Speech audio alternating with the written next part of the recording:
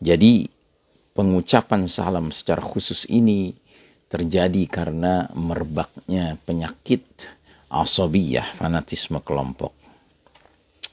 Fanatisme kelompok merupakan fanatisme di mana, tapi yang jelas, di dalam hadis ini Nabi mengisyaratkannya sebagai min alamatis sa'ah. Bismillahirrahmanirrahim. Assalamualaikum warahmatullahi wabarakatuh. Alhamdulillah rabbil alamin. Wassalatu wassalamu ala ashrafil anbiya'i wal mursalin Sayyidina Muhammadin wa ala alihi wa ashabihi ajma'in. Faqala Allah ta'ala fi kitabihil karim ba'da a'udhu billahi minasyaitanir rajim. Ya ayyuhalladzina amanu ittaqullaha haqqa tuqatihi wa la tamutunna illa wa antum muslimun. وقال تعالى في آية أخرى وإذا قرأت القرآن جعلنا بينك وبين الذين لا يؤمنون بالآخرة حجابا مستورا. أما بعد, jamaah rahimakumullah, alhamdulillah kita jumpa kembali hari ini, hari Senin tanggal 6 bulan Desember 2021. Ya, kita sudah memasuki awal Jumadil Awal 1443 Hijriah. Kali ini sebuah hadis yang menjelaskan min alamatis sa'ah, di antara tanda-tanda akhir zaman atau tanda-tanda sudah dekatnya hari kiamat, adalah hadis mengenai pengucapan salam khusus. Rasulullah Muhammad sallallahu alaihi wasallam bersabda, "Anna baina yaday sa'ati taslimal khassah." Sungguh menjelang terjadinya hari kiamat akan ada pengucapan salam secara khusus. Hadis ini disahihkan oleh Imam Ahmad. Salah satu nubuwah atau prediksi kenabian yang diberitakan adalah menjangkitnya virus asabiyah, fanatisme golongan. Sedemikian rupa sehingga bila berjumpa dengan sesama muslim tetapi bukan golongannya, bukan jamaahnya, bukan kelompoknya, bukan harokahnya, ucapan salam tidak disampaikan. Jadi pengucapan salam secara khusus ini terjadi karena merebaknya penyakit asabiyah, fanatisme kelompok. Fanatisme kelompok merupakan fanatisme di mana kelompoknya saja yang dianggap benar, sementara kelompok di luarnya senantiasa dipandang salah. Ya. Padahal tidak ada manusia yang berarti tidak ada kelompok yang maksum. Maksum itu artinya bersih dari kesalahan dan dosa. Selain Nabi dan para Rasul, maka tidak ada seorang pun yang boleh menjamin kebersihan dan kebenaran mutlak pada dirinya atau kelompoknya.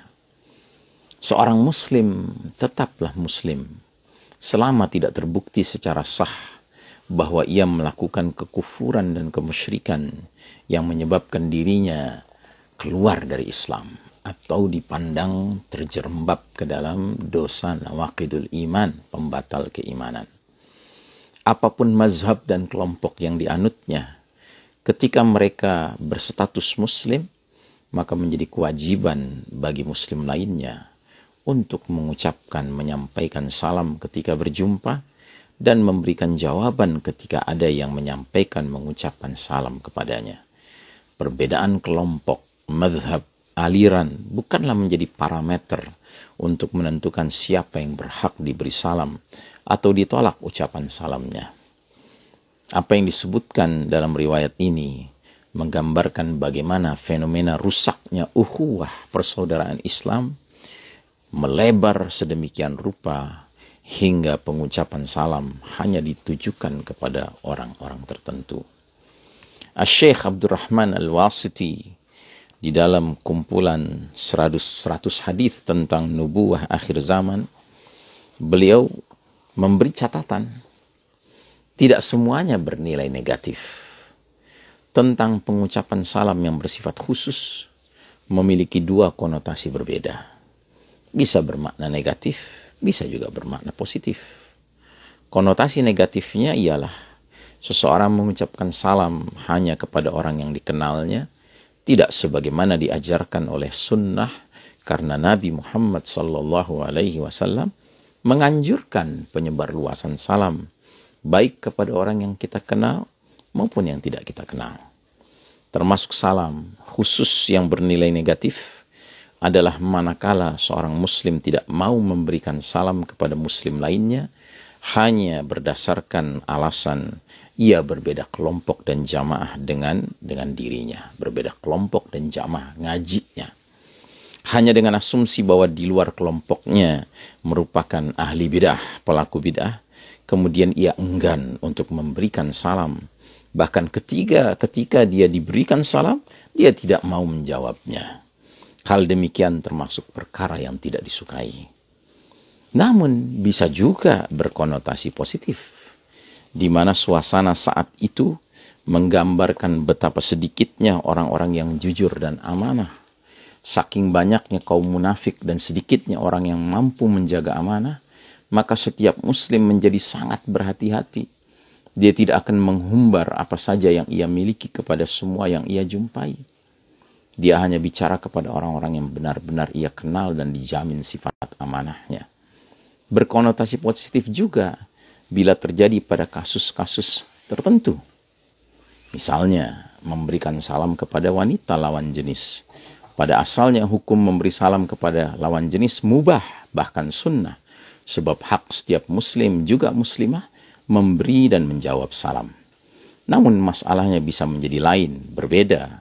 Ketika seorang muslim ikhwan sedang di tengah jalan sendirian berjumpa dengan seorang akhwat sendirian juga.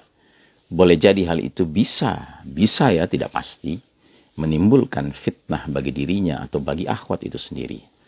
Artinya dalam kondisi tertentu tidak menyampaikan salam kepada setiap orang yang dijumpai belum tentu selalu memiliki konotasi negatif. Tapi yang jelas di dalam hadis ini Nabi mengisyaratkannya sebagai min alamatis sa'ah. Saudaraku rahimakumullah, maka kita kembali kepada asalnya. Asalnya Nabi Muhammad SAW bersabda, la tadkhuluna al-jannata hatta tu'minu. Kalian tidak akan masuk surga sebelum kalian beriman. Wala tu'minu hatta tahabu. Dan kalian tidak akan dikatakan beriman sebelum kalian saling mencintai satu sama lain. Ala adullukum ala syai'in idza fa'altumuhu tahabbtum. Maukah kalian ku ajarkan suatu perkara yang jika dikerjakan akan timbul kasih sayang di antara kalian? Afshus salam bainakum. Sebarkanlah salam di antara kalian. Wa sallallahu ala nabiyyina Muhammadin wa ala alihi wa ashabihi ajma'in.